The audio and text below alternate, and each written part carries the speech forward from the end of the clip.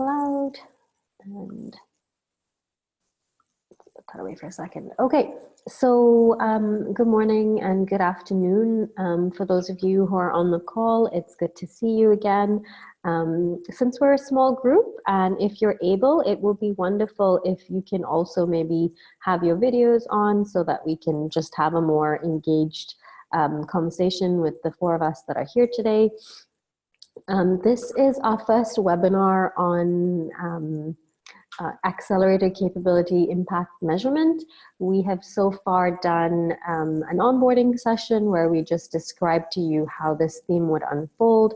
And then a couple of weeks ago, we did a seminar where myself, Clemmy from Akina, and Abby from Impact Hub Phnom Penh walked through our organizational impact frameworks and how we are still evolving in that process of communicating our impact as accelerators, ecosystem intermediaries.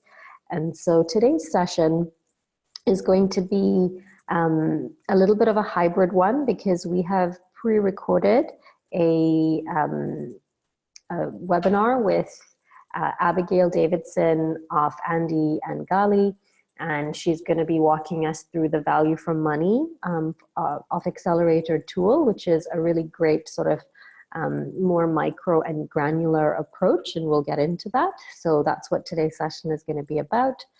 I'm just going to quickly walk through some housekeeping rules. As always, when you're not speaking, please put yourself on mute. Select gallery view if to see everyone's faces. Just again, like since we're a small group, feel free to take yourself off mute at any time and also to have yourself on video if you're able and would like that. Continue to put in questions in the chat and I will try and keep track of that, but also Clemmy, if I miss something, feel free to jump in. And again, today's session is being recorded. We already sent out the deck and the video that will be playing today, but I will be resending this link and also this deck so everyone has it. Before we jump in, really for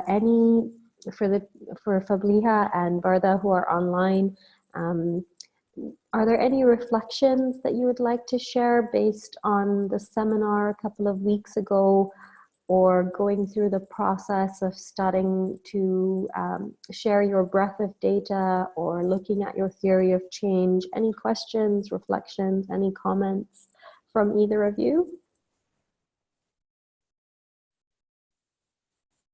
Yeah, we've had time filling up the breadth of outreach. You would have seen it. Yeah. We can go through this. Was that a fairly straightforward thing for you guys to do? Or you're already collecting? It was very straightforward. It hardly took me like a couple of minutes, yeah. Yeah, no, that's good. And just to reiterate for everyone who'll be listening to this later, the reason behind asking everyone to put that sort of output or just those indicators is just a way to see what you already have and what you can maybe start collecting as just some key data points of what's going on in your programs and in your organization. And then Varda, did that, now that you've also had a chance to plug into the Akina webinar on the theory of change, and as you start to think about your own, any thoughts or reflections that are relevant that you'd like to share?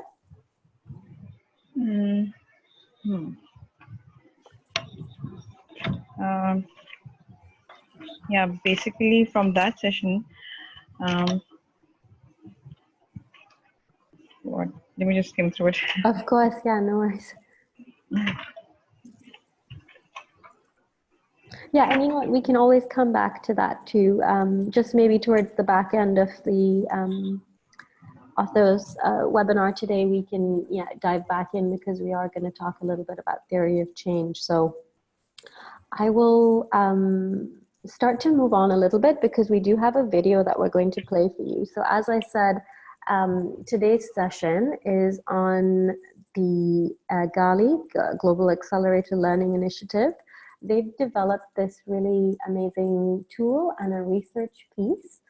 As you know, they do a lot of empirical data collection and a lot of global analysis of what's happening with incubators and accelerators across the world to figure out, well, what impact are we really having as ecosystem intermediaries? And this research came out, I believe, in the fall of last year. And through this empirical tool that we'll be looking at today, but also other research, there are definitely, like, this is something that has been known but was more proved, that entrepreneurs who go through some kind of incubator accelerator support program, they end up having more positive outcomes as it relates to their business and as it relates to their personal development, whether that's in the form of having access to more mentors, and being able to raise more money, grow their businesses faster, have more revenue, and we will dive into this. And so as part of that research, they also have developed a value for money tool, which is going to be the crux of our presentation today. And that is basically building on that causality relationship by showing what happens for every sort of dollar that the accelerator incurs, what positive outcome can be attributed to that investment that's being made. So it is a bit of a hybrid session in that, like I said, we have pre-recorded the video. And so what I'm going to do right now is to just kick that video off. If it feels like, you know, let me know whether you're, you know, moving along with what's being conveyed. And if not, we can just stop as necessary. So can you guys see this, right? Hi, everybody. It's Sana from Spring. Really excited to welcome you to our first webinar on organizational impact measurement. This is a pre-recorded session that we will be showing to you on the actual one on April. We're pre-recording this session just to account for time zone challenges, given that some of us are based all the way on the East Coast, down to New Zealand, and myself in Europe, as well as some of you in Asia. So in our actual session in April, we will play this recording for you, but for now, we're just going to kick things off and do the recording with our very special guest, Abigail Davidson of the GALI project. And also we have, of course, Nicola Morgan of PINA Foundation, who's also a partner on this team, and excited to have both of them here today. I'm going to maybe just pass it directly to Abby in a second, and she'll share her screen and go through one of the frameworks that's out there to help accelerators get a better understanding of how to understand the impact that their programs are having. As we mentioned in our onboarding call, one of the themes that we're trying to unlock in this series of webinars and seminars is to provide the cohort of program partners with a toolkit of different frameworks and approaches that are out there at a program, accelerator, and organizational level that you can start to understand and then look towards developing your own approach to develop an impact measurement and management framework for your organizations. So today is the first of those webinars. And as I mentioned, we're going to have Abigail talk us through the research as well as the tool that GALI has developed called the Value for Money Accelerator tool. And she'll be telling us a lot more about that. It's going to be a great session with lots of highlights, and hopefully when we do our in-person session, you'll also have a chance to ask us some questions about it. So without further ado, over to you, Abby, to share your screen, tell us a little bit more about yourself and the work that you guys are doing, and for us to dive right in. Sounds great. Just as a quick introduction, hi everyone, my name is Abby. I'm a senior research analyst with the Aspen Network of Development Entrepreneurs, and I'll explain in just a moment how that relates to GALI and how these acronyms fit together. So let me first share my screen.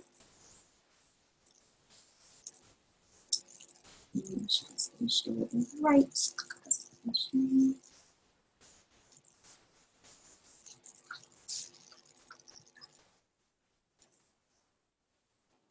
Nicola, did you want to take a minute to say something as well as we kick things off?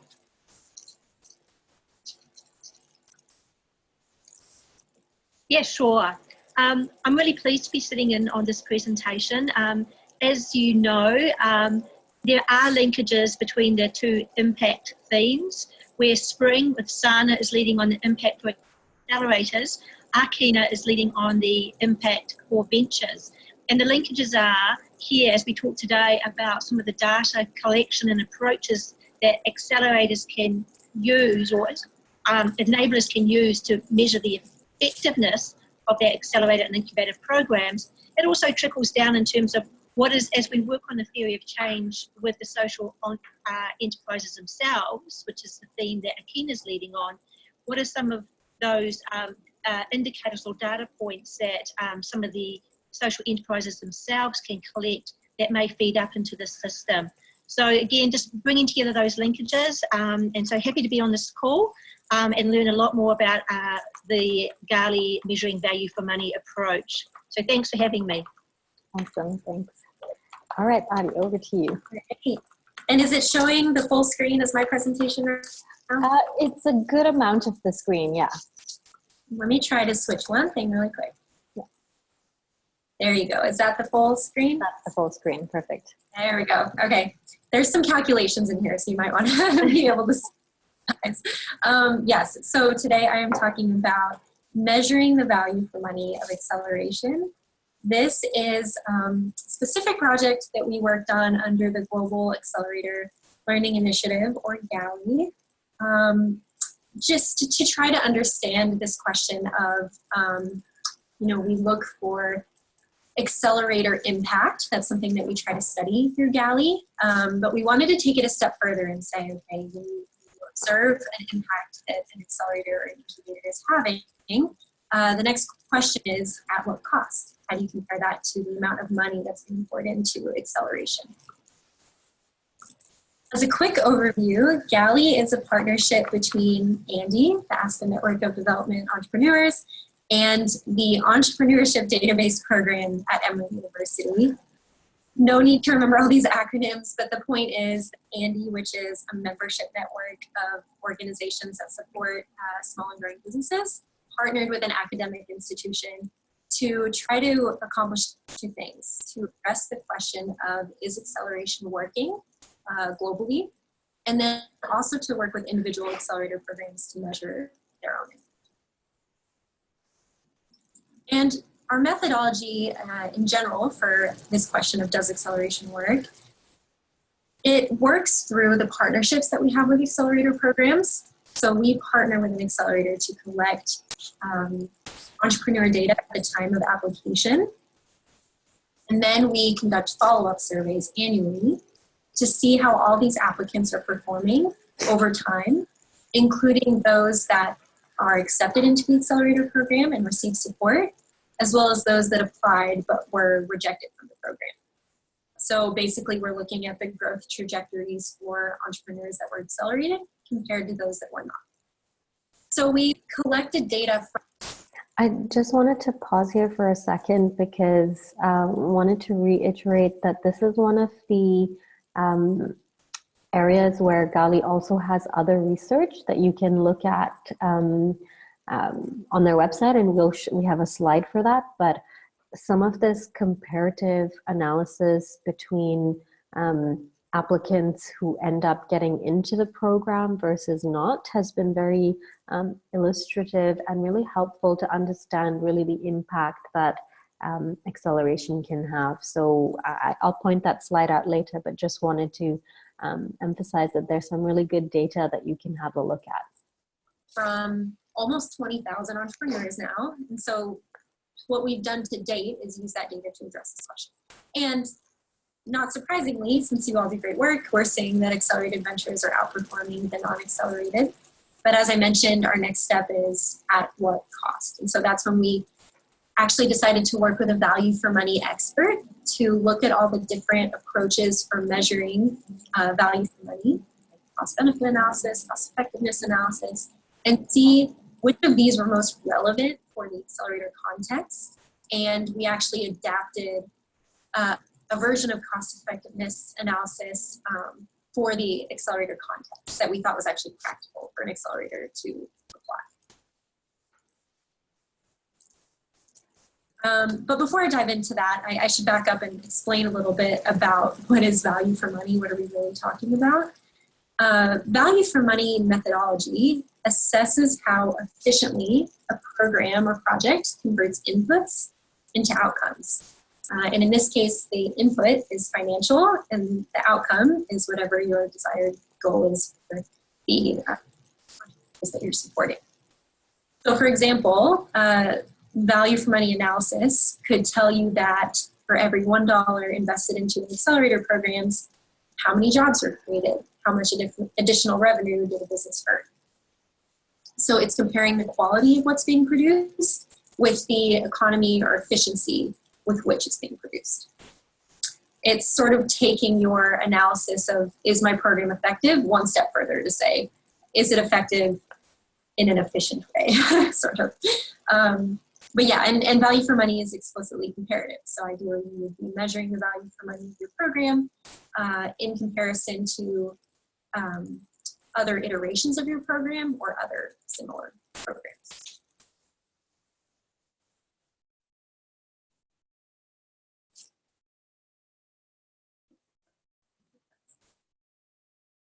Okay, so this is that practical calculation I was talking about that basically turns cost-effective analysis into something that's a little bit more practical for accelerators. And the equation is this: the average cost-effectiveness of your program equals the program cost per cohort venture divided by the average change in a particular outcome of interest. And this outcome could be something that you hope that your entrepreneurs will receive from your program. So to break that down one step further, program cost per venture equals the total amount that you financially that you spent on your program, in addition to any financial investment made by the program into the cohort ventures, divided by this average change in outcome, which when we say average change, what we mean is a change over time. So if, for example, if you're looking at number of employees, then you would look at the average number of employees for your cohort ventures at the time that they apply, and then look at that same metric either 1 or 2 years out, whatever you decide is an appropriate amount of time that there should be a change. So a resulting statement could be every $1,000 in accelerator costs was associated with the creation of 1 new job at cohort companies after 2 years. That's just an example. If you're interested in making that type of statement, this is one possible way that you could calculate that information. I'm just going to pause there for a second and see if all of that is, just making sense. Any questions? Abby, in next slides, will go through each of the denominator and the numerator a little bit more, but any questions or thoughts at this stage?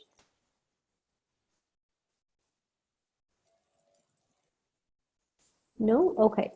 I'm just going to keep going then.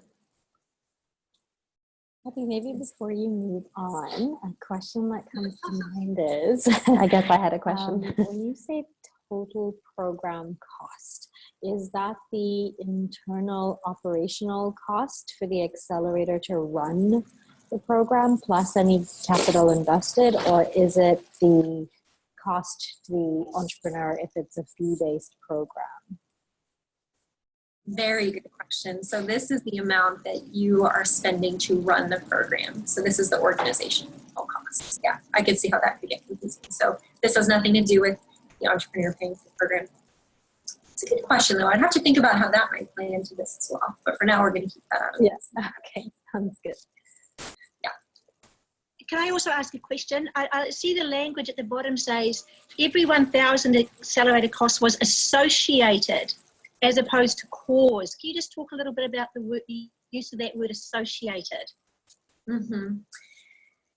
Yes, so this is a good question, and it's about how much of the change in a particular outcome can be attributed to participation in your program. That's a really tricky one. Ideally, you would have some sort of big, expensive evaluation where you do some sort of randomized assessment to see how much these ventures changed just as a result of your program. In reality, that's hard to do. So just to be transparent and sort of conservative with the way that we talk about these things, we want to say that while these ventures were participating in my program, they experienced this growth. So there's an association. We don't necessarily know all the factors at play that could have caused this growth in a particular outcome. Does that make sense? Feel free to tell me if it didn't. No, really helpful, and thank you, Nicola, for asking that question, because of course we all struggle with that causality versus attribution, that side of things. Yeah. I just wanted to take a second because I see a few people have plugged in. Good to see you, Abby, Borsha, and Swati. I'm not sure what part of the session you have not been able to hear so far, but basically just for your benefit to reiterate today's session, we have pre-recorded a session, a webinar, sorry, with Abigail Davidson of Andy and Gali, and she's giving us a walkthrough of the value for money of acceleration tool that Gali has built. So hopefully you have plugged in at the right time. And again, the video will be, the recording, sorry, will be shared with you for later too. As always, if you have any questions, just pop them in chat. And if not, feel free to take yourself off mute as well. Would love to hear any thoughts as they're live in your mind. So I'm just going to hide that chat again. Oops. My bad. Okay, we were probably around. So, nope, not yet. The Sorry. change that occurred. Makes sense, thank you. And just recently in one of our impact ventures, we started the discussion. Assessment to see how much these ventures changed just as a result of your program. In reality, that's hard to do. So just to be transparent and sort of conservative with the way that we talk about these things, we want to say that while these ventures were participating in my program, they experienced this growth. So there's an association. We don't necessarily know all the factors at play that could have caused this growth in a particular outcome. Does that make sense? Feel free to tell me if it didn't. No, really helpful, and thank you, Nicola, for asking that question, because of course we all struggle with that causality. Yeah, that makes sense, thank you. And just recently in one of our impact ventures, we started the discussions about attribution versus contribution. And so it's just pulling out that it's relevant in this context as well. Yeah, definitely. Yeah, so actually to get more at that question, that's a good transition to this next slide, where we suggest if you want to get a little bit closer to having attribution to your program, you can use this slightly more complex calculation, which is net effectiveness. And here there's no change in the numerator, so you're still dividing your program cost per venture. But this time you're dividing it by the net change in a particular outcome. And we're calling this net because you are looking at the change that occurred in your cohort, and then you're subtracting the change that occurs in some sort of comparison group of ventures that did not go through your program. And the reasoning behind this is, you may look at the number of employees in your cohort when they apply and then 1 year later. And you can say, okay, you know, they added on average 2 employees, you know, per venture during their time with me. But we don't know if that would have happened anyway. That could just be a natural result of them growing as a business. And so by having some sort of comparison group, you're taking into account the fact that they could have grown anyway. And the more similar this comparison group is to your cohort, the more accurately you can try to calculate your attribution. Or you can, how much you contributed to this growth. So a resulting statement, you know, in this time would be, say, for every $2,000 in accelerator costs was associated with 1 new job at cohort companies in comparison to non-cohort companies. This may seem confusing at first. It may be a little simpler when I walk you through the tool, but the point is this is a more conservative estimate of your value for money. It can be really hard to do, so I don't suggest like trying to start with this, but if you do have really good data collection practices already going and you have, you know, some sort of comparison group, this could be really useful. Is there a reason, Abby, that it went from $1,000 to $2,000 between the slides? Yeah, that was our attempt to say that it's likely that this, you know, your value will be more conserved. You might have to spend more money to see a particular cost or to see a particular outcome, because less of that outcome can be attributed to participation. Fair enough. So questions to ask before you take on a value for money analysis.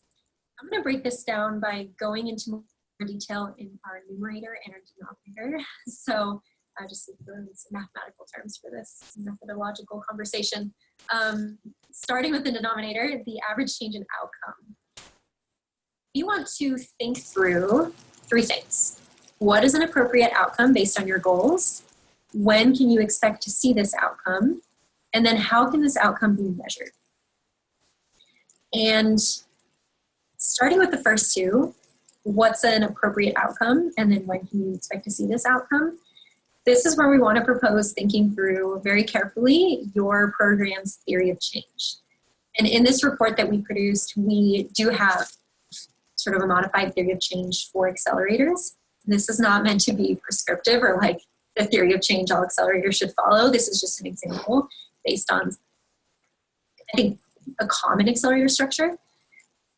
But on the left, you'll see program activities. So this is where you would see accelerators opening applications and selecting your cohort, running their actual program, and then maybe providing alumni support down the road. And at each of these stages, and you see like on the left-hand side, there's pre-program, during program, 1 year post-program, we kind of go down the line in time. At each of these stages, we suggest different outcomes you may expect to see that are associated with participation in your program. So starting with during the program, it's likely that some of your greatest impact will be on the entrepreneurs themselves. So for example, these are all example metrics.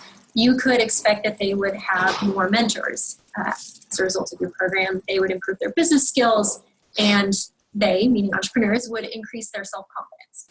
Those are just 3 examples. And as they grow individually, you would hope that this extends to their business. And so maybe 1 year after the program, you would see an increase in financing or commercial partnerships.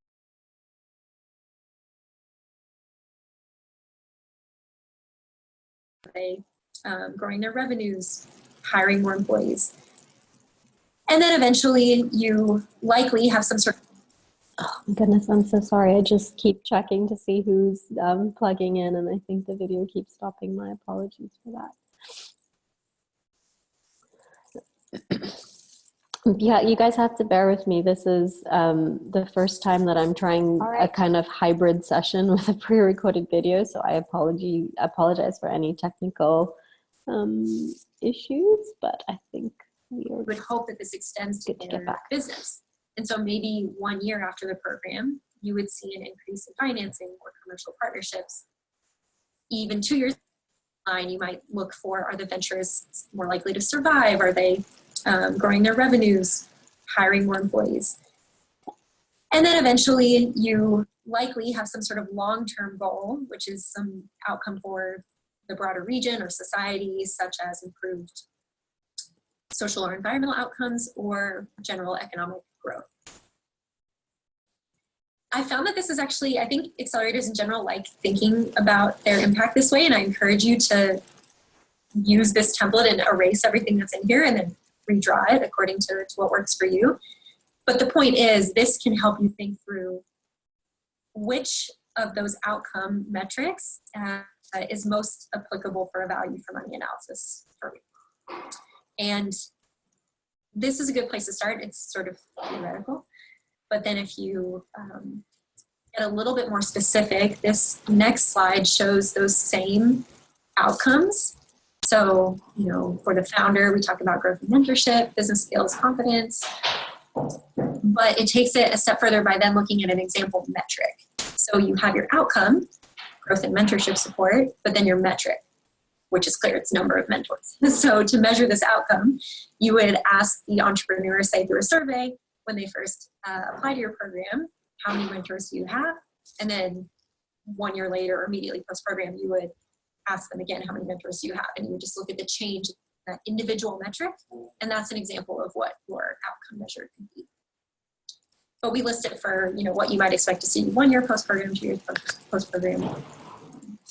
But I think this is a useful way to think about this. So maybe just a second to stop there and ask if there are any questions so far. I think in the next minute or two when the video plays again, you'll see that there's some commentary from us again on using that theory of change as a sort of guiding tool to get you to think about the intended impact and then to really break that down. And as we know that that's a task that we've also assigned all of you for thinking through and sharing with us, and it's something that we'll discuss in our next webinar. So I just want to emphasize that it's great that Abby is pointing this out as a way to understand which outcomes and metrics will be relevant to apply if you choose to use this tool. But I just want to point out the common thread between why going through the exercise of canvassing your theory of change for your organization is a very relevant one for different applications. Any questions on that, or shall we keep moving? And again, feel free to put anything in chat. I'm just going to take a peek.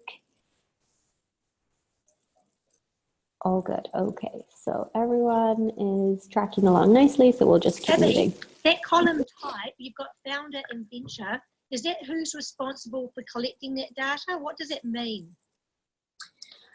Oh, yes. Thank you for asking that. So that is not who's responsible for collecting it. That is who you expect to be experiencing a change. So the way we are thinking about it is that it's natural that an entrepreneur would grow as a person, as a business leader, and then those changes would result in changes for their business. So like the change kind of has to happen to the individual before that individual has an effect on their business.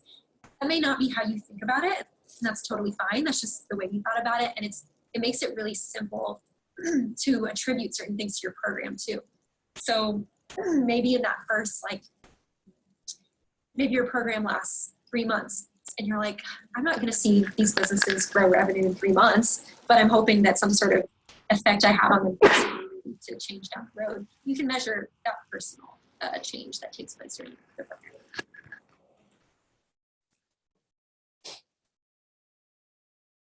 Right, so we've settled the denominator. You know exactly. Sorry, Abby, before we move yes. on, I just want to say for the group that I think, and maybe if you don't mind going back to that theory of change slide, just for the group, I think that here's where also to keep in mind the linkage between what this theme is digging into and what Akina's is. And as Nicola mentioned right at the onset, that they are really going to help you through that process of understanding how to get ventures to map out their theory of change. But I think that approach and lens plus what we're seeing here on this slide is a great way to think about how you can even start to understand your organizational impact. And as we probably by this time will have covered, because we would have done the seminar with myself talking about how we did it at Spring, this is what the first step that we took to go back to the drawing board and just map out, okay, well, what is it that we're really trying to do? And then that kind of informed the different levels, outcomes, metrics, etc. So definitely encourage everybody to dig in a little bit deeper. And particularly what I would like to highlight is that this whole, the timeline aspect, I think is very helpful too, because it, you can kind of see that it's a long sort of timeline, but it's also a process. It's iterative. It builds on each other, right? So yeah, it's a multi-dimensional exercise for sure. So thank you for sharing that. Very helpful. So like I mentioned, that's just a re-emphasis of the importance of going through this process, but I'm just going to keep moving. Yeah, I found that this is really helpful for programs to think through. And in the past, when we've led workshops, we've created a blank version of this and just allowed people to sort of fill it in and think through it. All right, so now we're going to go to this numerator, the program cost per venture. It seems very simple that you would want to include direct internal costs of running the program and any investments made by the accelerator into entrepreneurs. But just a note that you also want to think about things like overhead costs and R&D. You may one year spend a lot of money revising your program curriculum, and it wouldn't necessarily be, you know, fair to include that cost in the value for money calculation for one cohort if the next cohort is going to receive the same curriculum but without that additional cost. So it's all about consistency and I think transparency. I think the more you can be transparent about what you're including and what this value for money metric is actually saying, the better, the more useful it'll be for you. So to recap on how you use value for money analysis, I think you can use it as a management tool. You can compare your programs to understand when it may be necessary to reduce costs or improve to work outcomes. Or work to improve outcomes. It's best for comparing similar programs. So if you run an agriculture accelerator in Nairobi, you wouldn't want to compare it to some sort of, you know, tech accelerator in Brazil. Like, you would want to make sure that these are programs that have similar intended outcomes, and yeah, or else it's not going to make sense to do that comparison. And then also just thinking about how you can integrate a value for money assessment into your ongoing data collection. We're not suggesting that any accelerator does a complete overhaul of all their data collection just so they can do a value for money assessment.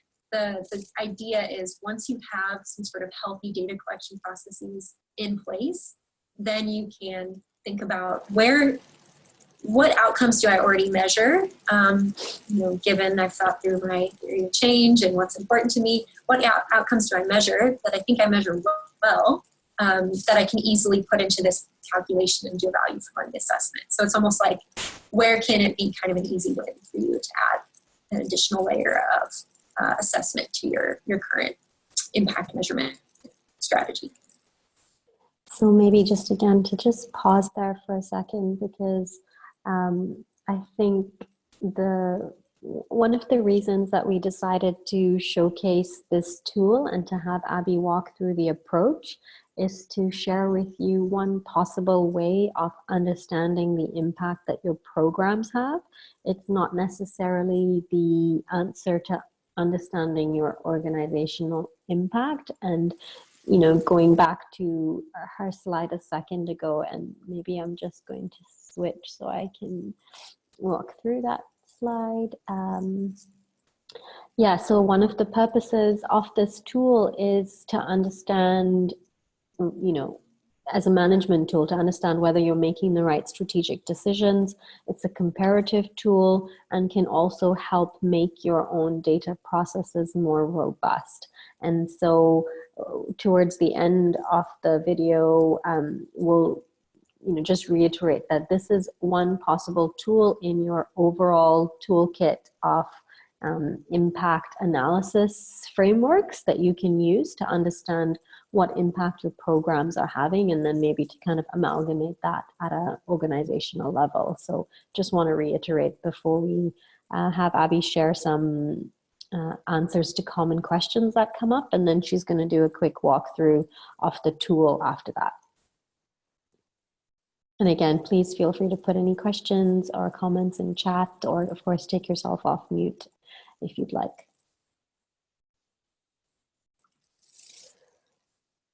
Okay, I'm going to hold on questions for a second and escape out of this and show you this tool that we created. And Sana and Nicola, can you see my Excel screen? No, okay. That's really quick. Not that, so.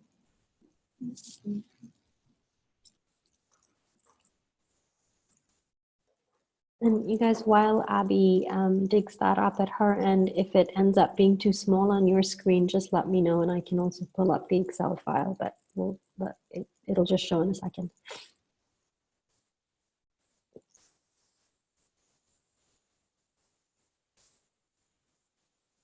You may have to stop sharing for just a moment and then restart if that'll work.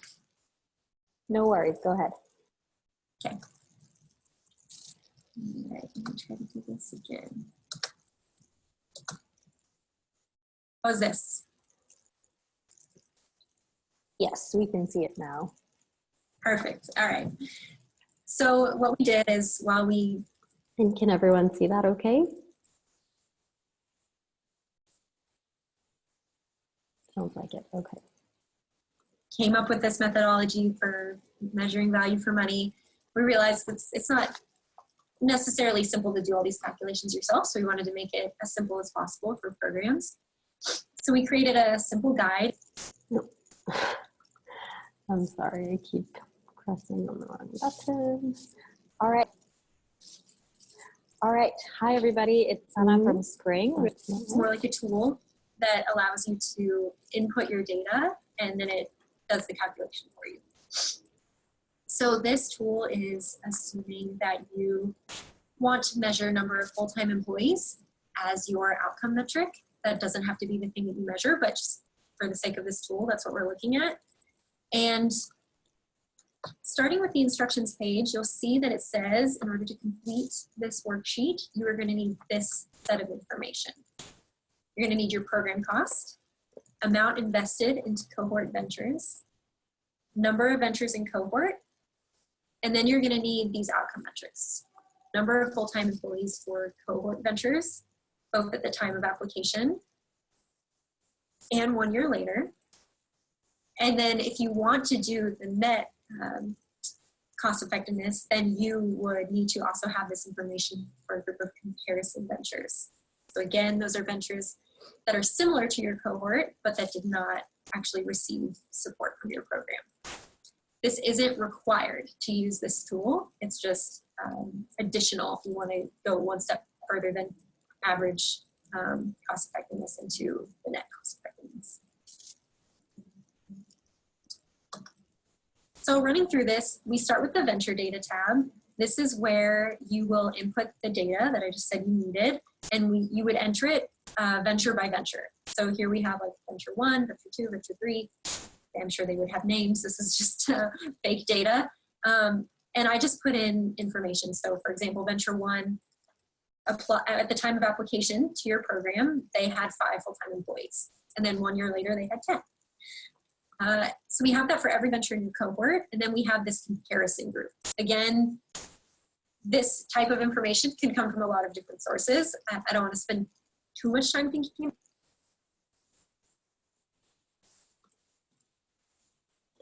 about that right now, but just assume that you have a good comparison group and you enter their information here. So thank you, Clemmy, for the question. And so just for the purpose of the example, and maybe I should just actually repeat the question for it. So Clemmy was asking, other than number of jobs created, what are some of the other outcome metrics that accelerators can use? And so for instance, if we look at that slide where it suggested that you could maybe look at number of mentors instead, or change in the number of corporate partnerships. So you don't necessarily have to, focus only on number of jobs. Like they just decided to look at that 2 years post-program job creation as identified by change in the number of employees as the metric.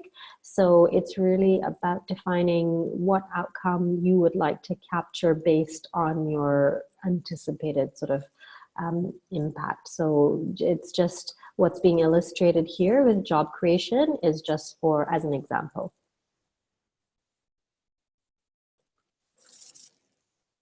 Then that out. Then you'll come to the input tab where you have these 3 cells that you need to fill in, including program cost. Again, that's your internal, all your internal expenses associated with running the program. So there, we'll just guess you spent $100,000 on your program. And the amount that you invested into your cohort ventures, so we'll say 50,000. I'm just making these numbers up. And then the number of ventures in your cohort, which we saw in the previous tab. I filled in data for 10 ventures. And then that's it. Once you've entered that information, you have a value for money analysis. The rest of this tab does all the breakdowns. It's a little bit hard to interpret those, so we reformatted it into sentences that are very easy to understand. So our average cost effectiveness, we can calculate it in 2 ways. So you can either say that every $6,800 in Accelerator costs was associated with 1 new job at cohort companies after 1 year. Or you can flip it around and say every 1,000 in Accelerator costs was associated with 0.15 new jobs. That's not really easy for people to understand. We don't think of full-time employees as 0.15. So I recommend using the top sentence as your takeaway. But then below, you'll see we also have net cost effectiveness. So the average cost effectiveness did not take into take into account that comparison group, but net cost effectiveness did take into account this comparison group's growth.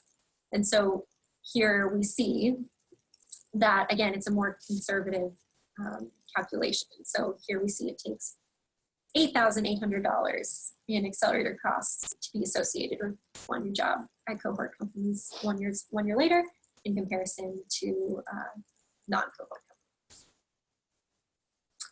So one thing that I also want to mention is that it's, props to you if you have a full data set covering your application and follow-up data for every venture in your program. That's amazing, good job. It's very rare.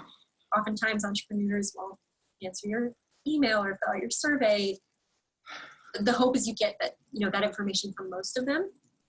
So that's just something to keep in mind is, say your venture data looks something like this, and the ND stands for no data. So say venture 1 and venture 2, you have their application data, but they never responded to your survey a year later.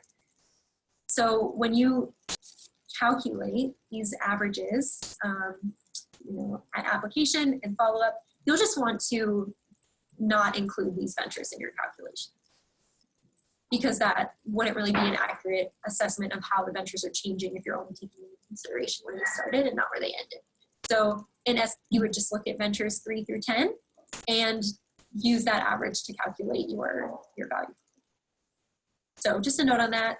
But really, I think this tool is fairly straightforward. Where it can get maybe tricky is what type of comparison data you're using. If you're using some sort of like benchmark that's already averaged for comparison ventures, rather than having individual venture data for your comparison group, you just need to kind of play around with the spreadsheet a little bit. But, yeah. Awesome, thanks for going through. Any questions, you guys, on the actual tool itself? What are some first impressions?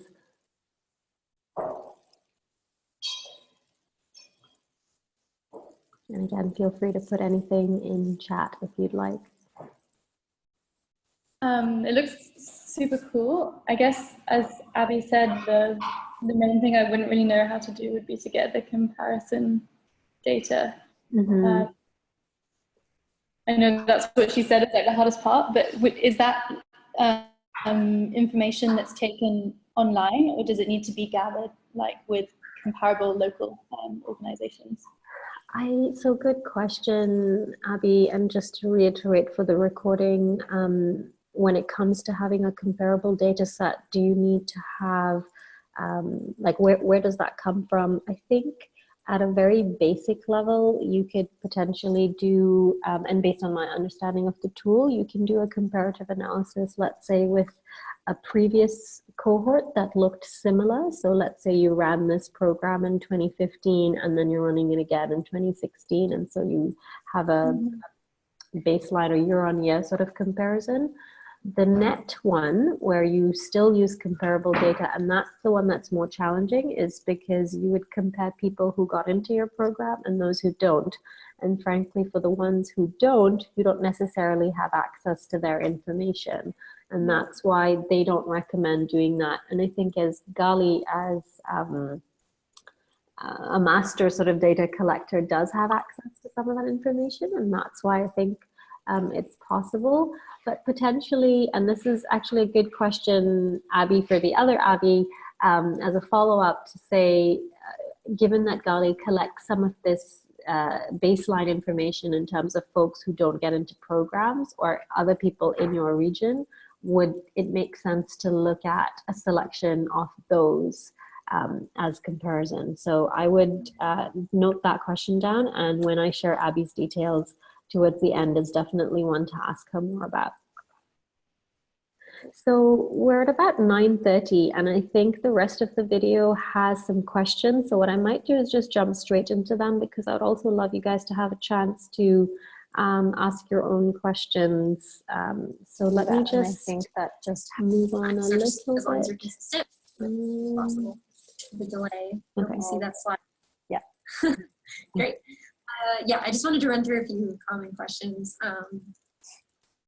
The first is, this question of attribution, which we already sort of discussed, but what if an entrepreneur is working with 2 or more accelerators? What can I attribute to my program? This is a real challenge. This is honestly really specific about the attribution of acceleration to, or to be able to attribute an accelerator's support to a particular outcome. As I mentioned, ideally you'd have some sort of like academic study that has like, randomized selection into the accelerator and all sorts of really careful methodological decisions that are not practical for an accelerator program manager to implement. So I think it's okay, and you should just be clear about what you're measuring and just be, again, like transparent when you communicate what this calculation is really saying. But that being said, I think the best way to approach this is if you're working with entrepreneurs that are typically like exiting your program and running off to the next program, going back to this theory of change, you may not want to look at their outcomes 2 years after participation in your program. Like say, revenue growth like 2 years out. That probably wouldn't be your metric if you anticipate that they're leaving your program and just going to a different program, because it's going to be really hard to know what you contributed. That's where you might want to look more at those outcomes for entrepreneurs, or something that you can measure that would change directly during your program. So if you really want to focus on attribution, you could say, look, I surveyed my entrepreneurs before they came in my program, and then right when they left my program on these metrics. And that's what I think is most important to share. And you could complement that with also measuring those outcomes 2 years down the road, but you would just have to, preface that with saying it's really difficult to say how much other support they received along the way and how that impacted them. So I apologize that that's not a really satisfying answer, but it is sort of the best you can do. And in general, I've found that, anybody who's looking to accelerators to measure their impact something is better than nothing. And starting to do these calculations and have more rigorous data collection in general is a huge step. Totally. So the next one is it possible to aggregate this data from multiple programs? It definitely is. I think it's most, personally, from the way I've thought about it, I think it's most useful to measure the value for money for individual programs and then compare those programs so that you can try to learn, because that's the point of this, is to be able to learn from, to be able to look at this calculation and learn from it. Again, like, am I spending too much on a program, or am I not having good enough outcomes, and why might that be? So to use those comparisons between, say, your cohort in 2017 versus 2018 versus 2019 to compare the value for money across, and try to ask yourself, like, why do we seem like we're doing better, doing worse? But you could roll that all up. You know, if you're running very similar programs, then you could roll it all up and just say, this is the, you know, value for money of our accelerator over the past 3 years. And that could be useful if that's sort of like a communication tool for you. Just a thought, Abby. Some of our partners are doing sort of almost a life cycle where they have programs right at the idea stage, and then they have, for those that go on from the early stage, and then, you know, the accelerations. Yeah. And there's a sort of a journey that some of our partners see their ventures follow them through. How does this work when the same venture goes through more than one partner over a period of time? How do you attribute it to which part of that journey, or is this only applicable for that accelerator part? Yeah, so, and we use Accelerator because that in general is what we're studying, but we realize, you know, that programs that work with cohorts of entrepreneurs to provide mentorship, you know, business skills training and general support can be called different things in different regions. So just to be clear, you know, we're using Accelerator, but we're not hinting that means that your program needs to be working with a particular stage of venture. I think this works for programs working with any stage, but ideally you'd have a cohort. I think that's what makes this important.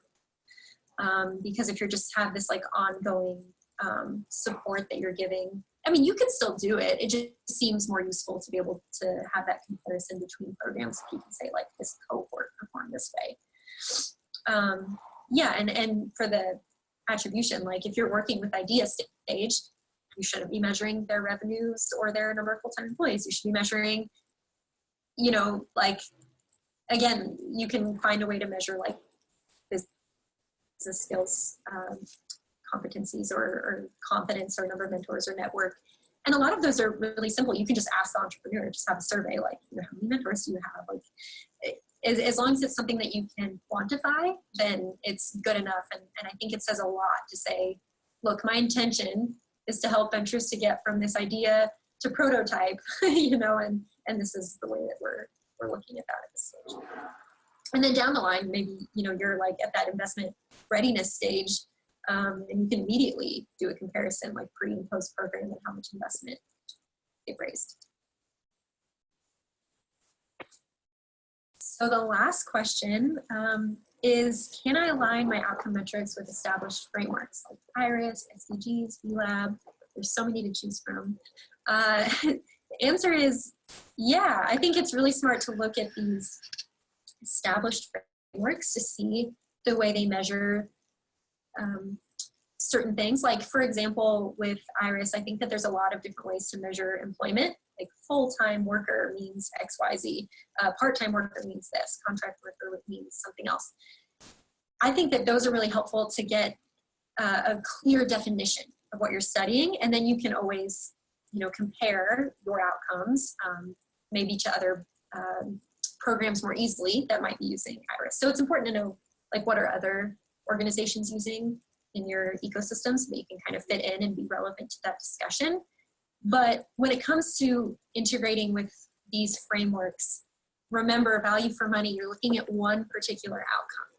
So if you're talking about wanting to integrate all of your metrics with IRIS or the SDGs, that's sort of like a broader data collection strategy that needs to be a separate conversation and probably happen before you have the value for money analysis conversation. But yeah, sure, you could align a particular outcome metric with these.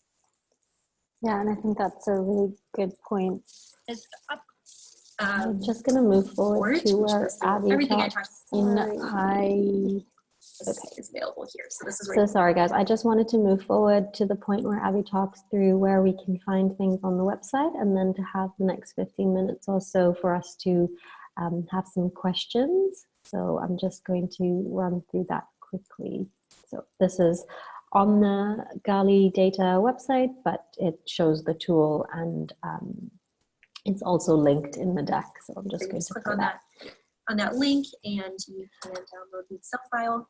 But in general, this is the Gali website. I encourage you, if you're running an Accelerator Incubator program and you haven't checked this out, I really encourage you to do so, because there's a lot of information. We have data about entrepreneurs. We're about to update the site and have, you know, this baseline data on almost 20,000 different entrepreneurs. And so you can do really basic benchmarking, like here we have, for example, you can look at average revenues for ventures applying to accelerators based on region. You can look at gender, sector, all sorts of things like that. We've done a landscape study of accelerators. So if you want to see the type of support that accelerators are providing around the world, you know, looking at like what stages they're working on, questions like that, we've done that. And then last, I'll say, if you go to our publications page, yeah, we have 21 publications to choose from. So a lot of them touch on, you know, sort of the effectiveness of accelerators. But if you go to tools and resources, that's where you'll find like this, you know, value for money report, and then also like a general data summary talking about what we found in the data so far. And if you're interested in downloading the data, we do anonymize it and aggregate it and make it available for anybody who wants to use it for their own benchmarking purposes. So if you're really like a data guru and you want to dig into all this data and make some benchmarks, I encourage you to reach out to me, and I'm happy to share that with you, and also, you know, any other resources we have around benchmarking and how to use the data. Okay, so I'm gonna pause the video over there because it's just some thank yous, etc. at this stage that it goes into. I'm just going to switch. So we have, I just wanted to again share with you that in the deck that I will post again in Slack or via email, there's a link to where you can download both the report and also the guide in Excel. I have it open here so you can see that it's, yeah, pretty handy tool. It's just that you need to have all your metrics and that program cost, etc., in order to be able to fill it in. But it's all auto sort of, all the formulas are put in, etc., and so you can kind of play around with it and see what works for you. Yeah, so again, that's the link where you can download the report.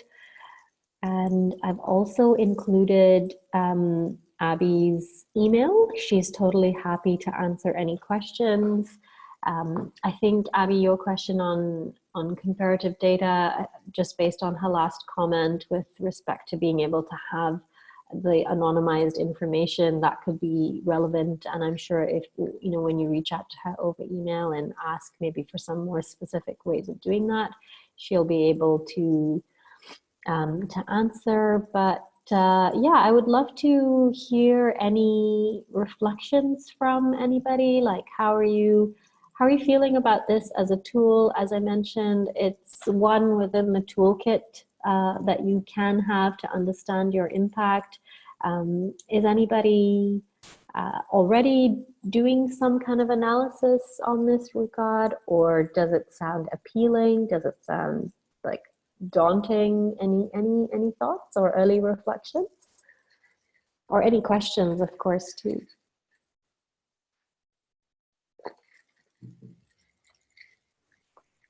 So we currently do ask entrepreneurs about these questions. So in terms of like how many employees they have at the beginning and the end of programs. We don't yet have kind of 1 year follow-up data, but that's the plan. So I guess this for us would be maybe hopefully something we could use in say 6 months time when we have the first kind of follow-up data that's a bit longer term. For us, like we've not had a need to report such in such a strong way, I guess, being able to kind of attribute cost per outcome, but I think it would still be really useful for us to do that. So far we've just been reporting, okay, it went from this number to this number, not kind of taking it that step further. So it's good to see that there's like a really easy way, a really easy tool to do that. Yeah, and so it sounds like, Abby, that is something that you would like to try to do, and not necessarily having any external pressure to report, but what do you think it would help you understand a little bit better in your individual situation in Cambodia? I think for us, like to start with, it might just be interesting or useful for our team to know that kind of information. So being able to understand a bit more about how we budget for programs and the value of our programs internally to begin with. It would only be relevant for our later stage programs, which we have fewer of because most of them are kind of pre-incubation anyway. But yeah, I think to start with, it would be good for our team to know when we're kind of putting together proposals and things. Yeah, and that's a really good point. And I think when Abigail was going through the sort of purpose of doing this, one was as to use as a management tool. So yeah, I think it's just to help you understand how effectively you're doing what you're doing, right? So definitely useful. Varda, Fabliha, I think I saw Borsha online. How about you ladies? How are you feeling now that you've had a chance to watch? I think I see a question coming up or comment. Swati, okay, great. Swati's comment is that they actually used this tool a few months ago after joining a webinar by Gali. It works very well, and different metrics can be accommodated. For them, the issue was having enough data. So Swati, I don't know if you can take yourself off mute and share a little bit more, and if not, just type in chat. But just with respect to having enough data, do you mean that not enough comparative data, i.e. from before program, post program, after program, or the fact that not enough entrepreneurs responded, or some of the data was funky, or yeah, just trying to get clarity on what's no, so for us it was we had the data from our cohort groups, and we were able to use that. But the issue was we did not have a control group because we used this just a few months ago, and like 4 of our cohorts had already completed the program. So we did not have we did not engage with a group of applicants who did not get into the program.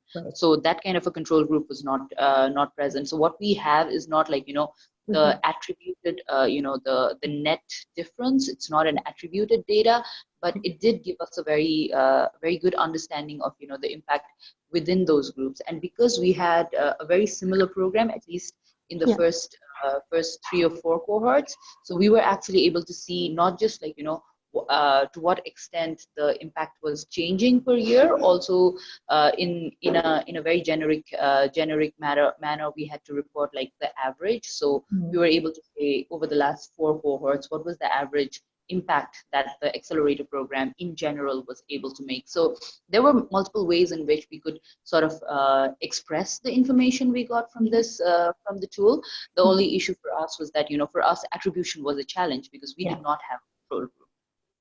Yeah, and so do you mind describing which of the outcome metrics you guys looked at? Because I know in your comment you said that you played around with a few. Okay, so we only looked at 2. One of them was jobs, very plain and simple, the same thing that was in the tool. The other metric we used was investments and funds raised, because Okay.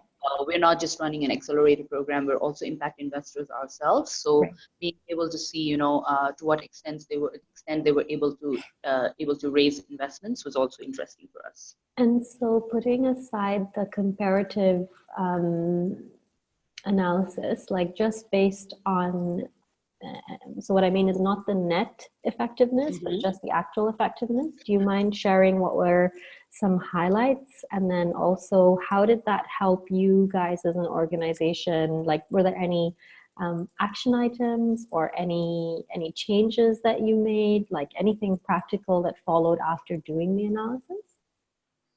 So one of the things we were doing last year, the end of last year, when we did this, when we used the tool, was we were publishing an impact booklet, where we basically looked at the impact of the companies, our portfolio companies, but having the accelerator as one of our activities, we were able to report to our investors what the impact of the accelerator was. What we found was, like, on an average, for every $1 invested, the companies were able to generate capital, or access capital for up to $5. So that was quite interesting to see, because we previously did not have this information. So that was interesting for us to also report to the investors and to all of our partners, and sort of showcase, not necessarily showcase, but then sort of look at the impact of the accelerator and see to what extent it is important for us, because we are operational in Nepal, and it's quite a it's a very new market. It's not very easy for investors. It's not a lot of investors, not a lot of FDIs coming into Nepal, but then showcasing the kind of impact that accelerators could create was important for us to also continue developing this product further. Yeah, no, and that's really great. Thank you so much for sharing. It's nice to see that there's someone is already using the tool, and that it also helped you glean some important insights. I mean, I think to be able to say that for every dollar of cost and money invested into a venture, that they're then able to raise another $5, like that's a pretty powerful story. So yeah, good to know for the group as well.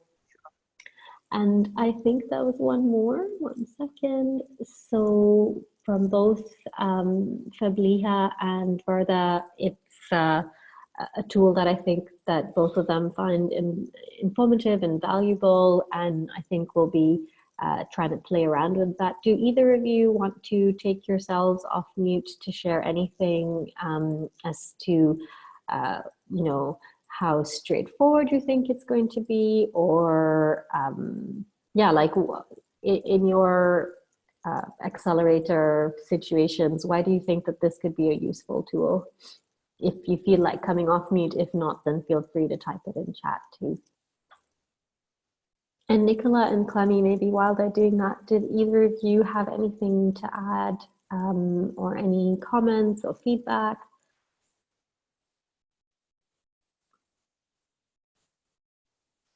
I think the only thing I would add is, I know we looked at this recently when we were in Thailand with Rise Impact, is looking into the language and some of those other things associated with it. Right, and the whole like association, contribution, attribution element, is that what you mean, Nicola? What I meant by that is when we looked at gathering data from some of the ventures that they were supporting, whether that data could be collected, if they were going to go into that broader database,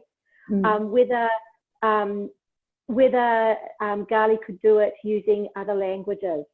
I see. Okay, that makes sense. Yeah, that's a good point. And again, I think that's actually a good question even to send forward to Abby. And if nobody, if you like Nicola, then maybe you can bring that up, or I'm happy to do as well, because you're right, there's different ways that each of us thinks about some of these things. So great. And so definitely going to be useful in calculating value and use it for designing future programs and being strategic. So that's really great. I'm really pleased to hear that you're able to see that this could be an interesting tool to have in your impact toolbox. And with the last 5 minutes, as you start to think of any other remaining questions, I'm just going to do a quick run through of what comes next. And so for those of you, I think all of you who are on the call have already filled out that spreadsheet around breadth of impact and like sort of high level outputs that you're capturing. And again, the goal with that was just to get everyone to articulate and put down what are some of the data points that you're already capturing, and then see where things can be added. So thank you to those who have. The next ask that we have, which I already mentioned last week, and I'll just reiterate here, is that we've wanted you to start to think about your theory of change. And if you can start to do that and help and send that to us. I said, first draft is due by the 12th of May. So the reason for that is because we have a seminar, I forget, in the 3rd week of May, and the goal will be to have a couple of you to talk through how you've mapped out your theory of change. So yeah, that would be great. I see someone's taking themselves off mute. Please feel free to jump in.